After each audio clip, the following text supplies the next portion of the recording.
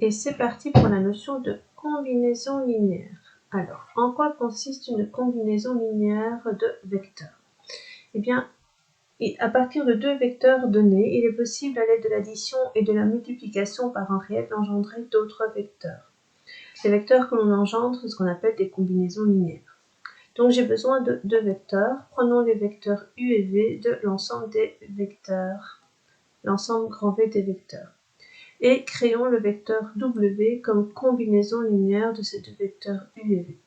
Je devrais au préalable peut-être multiplier un vecteur par un réel que je vais nommer R, l'autre vecteur par un autre réel que je vais nommer S. Il est impératif que ces deux réels soient non nuls simultanément, sinon j'obtiendrai en fait le vecteur nul.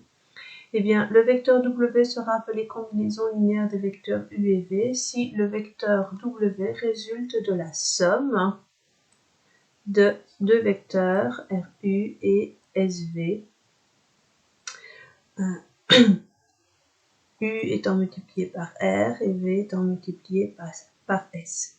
Ce qui veut dire en fait que le vecteur W peut être décomposé selon deux directions bien déterminées qui seront celles données par les vecteurs U et V. Appliquons, mettons en application cette notion de combinaison linéaire.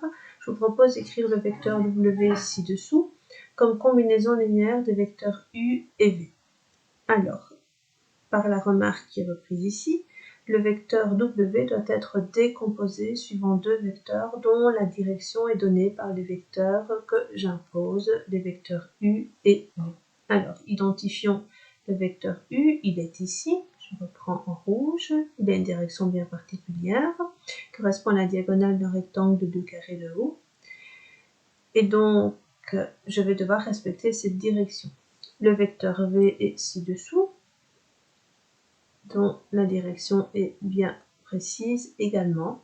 Que vais-je faire? Eh bien, je vais décomposer le vecteur W suivant ces deux directions. Je pars de l'origine.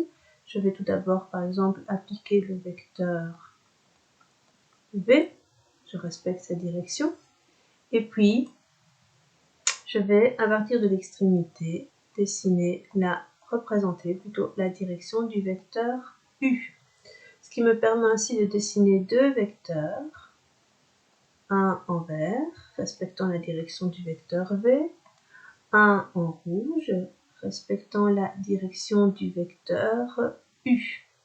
Ce qui me permet donc d'écrire W comme étant la résultante d'une somme de deux vecteurs. Et la représentation que je viens de faire est construite sur base de la relation de Chasles.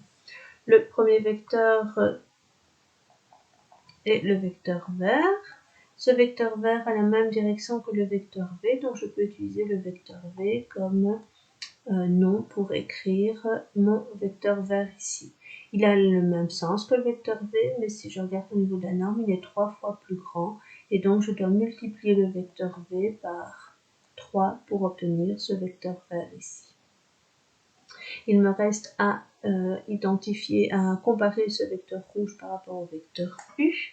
Ce vecteur rouge a la même direction, donc je peux utiliser le vecteur U pour nommer la deuxième partie de ma somme ici.